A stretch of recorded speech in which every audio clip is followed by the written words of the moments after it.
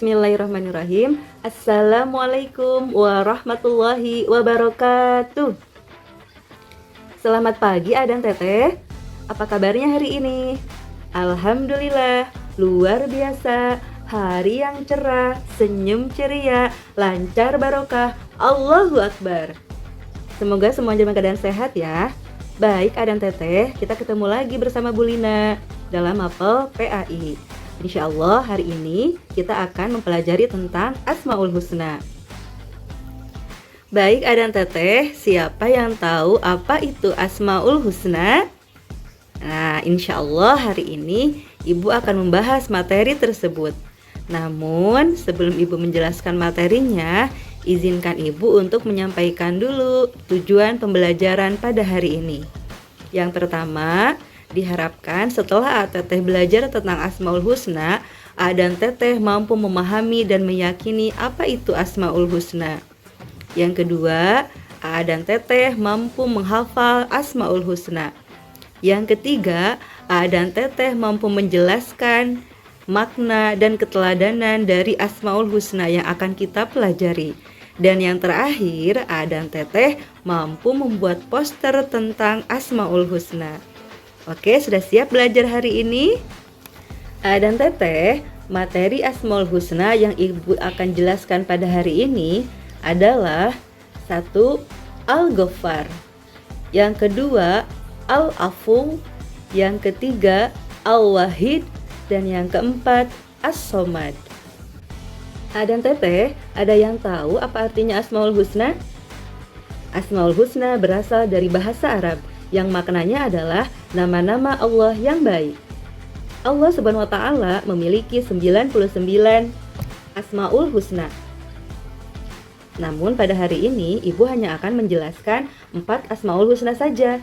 Yang pertama Al-Ghaffar, yang kedua Al-Afu, yang ketiga Al-Wahid, dan yang keempat As-Somad. Asmaul Husna yang pertama yang akan Ibu jelaskan adalah Al-Ghaffar. Dan Teteh tahu apa artinya Al-Ghaffar? Al-Ghaffar artinya Maha Pengampun.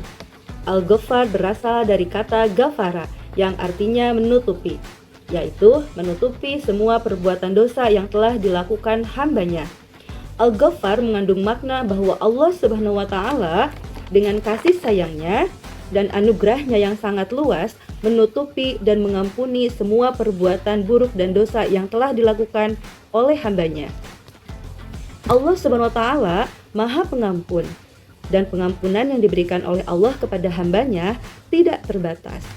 Baik dan Teteh, bagaimana cara meneladani dari sifat Allah Al-Ghaffar ini? Yaitu dengan cara menutupi aib dan kesalahan orang lain.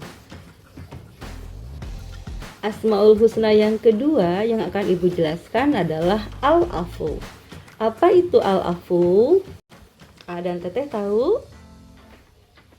Al-Afu artinya Maha Pemaaf. Setiap hamba yang melakukan dosa kemudian bertobat kepadanya, maka Allah akan memaafkannya, menghapus dan menghilangkan dosa-dosa tersebut. Lihatlah dan Teteh, betapa Allah Maha baik kepada semua makhluknya. Allah Subhanahu wa taala memberi kesempatan kepada siapapun untuk senantiasa berharap akan kasih sayangnya dengan cara bertobat dan menyesali setiap kesalahan yang telah dilakukan di masa lalunya. Allah berfirman dalam Quran surat An-Nisa ayat 43. Bismillahirrahmanirrahim. Innallaha kana afuwan ghafura. Yang artinya, sesungguhnya Allah Maha Pemaaf lagi Maha Pengampun. Nah, dan Teteh, bagaimana cara meneladani dari sifat Allah Al-Afu ini? Yaitu yang pertama, memohon ampun kepada Allah Subhanahu wa taala dari setiap kesalahan yang kita lakukan, baik itu disengaja ataupun tidak disengaja. Yang kedua, memaafkan kesalahan orang lain. Dan yang ketiga, tidak mudah marah dan tersinggung dengan perilaku buruk orang lain. Baik dan Teteh, Asmaul Husna yang ketiga yang akan Ibu jelaskan adalah Al-Wahid. Apa artinya Al-Wahid? Ada yang tahu? Al-Wahid artinya Allah Maha Tunggal. Allah Subhanahu wa taala merupakan zat yang maha tunggal dan tidak ada yang menyerupainya dalam hal apapun.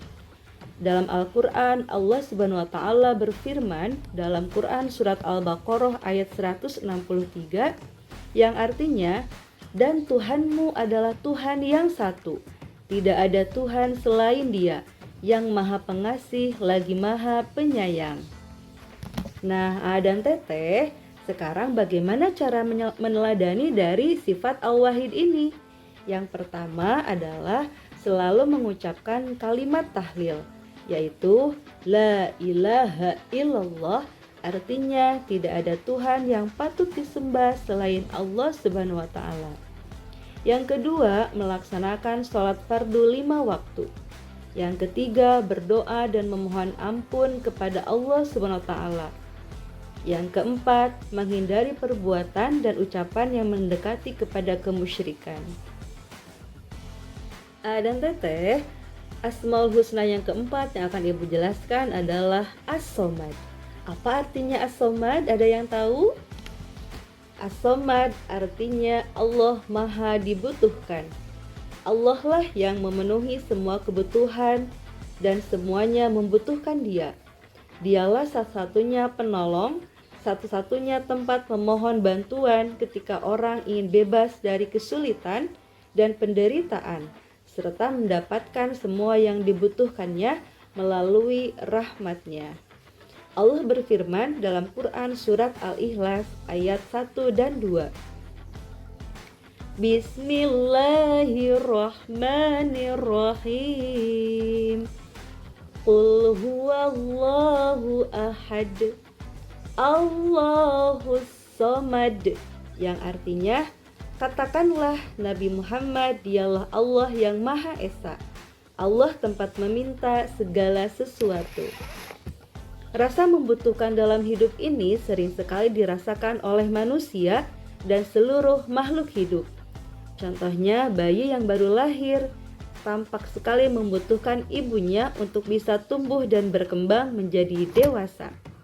Atau tumbuhan yang memerlukan sinar matahari untuk proses fotosintesis agar bisa bertahan hidup.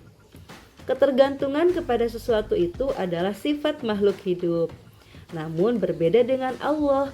Allah Maha Dibutuhkan dan Allah tidak membutuhkan siapapun. Baik Adan Teteh, bagaimana cara meneladani sifat Allah As-Samad ini? Yang pertama adalah menyadari bahwa kita adalah makhluk yang lemah, sehingga kita harus memohon pertolongan, kekuatan, dan petunjuk hanya kepada Allah. Kedua, saling menolong dalam kebaikan, karena manusia merupakan makhluk yang saling membutuhkan satu sama lain. Dan yang ketiga, jika kita mempunyai keinginan dan cita-cita, maka berdoalah kepada Allah, karena Allah lah tempat kita meminta. Dan Teteh, kesimpulan untuk materi pada hari ini adalah 1. Al-Ghaffar artinya Allah Maha Pengampun. Yang kedua, Al-Afu artinya Allah Maha Pemaaf. Yang ketiga, Al-Wahid artinya Allah Maha Tunggal. Dan yang keempat, As-Somad artinya Allah Maha Dibutuhkan. Dan Teteh, demikianlah materi yang dapat Ibu sampaikan pada pertemuan pagi hari ini mengenai mengenal Allah Subhanahu wa taala melalui Asmaul Husna. Semoga bermanfaat dan dapat diamalkan dalam kehidupan sehari-hari. Semangat terus belajarnya ya. Insya Allah minggu depan kita akan mempelajari tentang hidup damai dengan saling memaafkan. Baik Adan Teteh, kita tutup pertemuan hari ini dengan membaca hamdalah bersama-sama. Alhamdulillahirabbil alamin.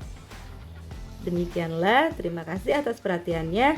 Wassalamualaikum warahmatullahi wabarakatuh.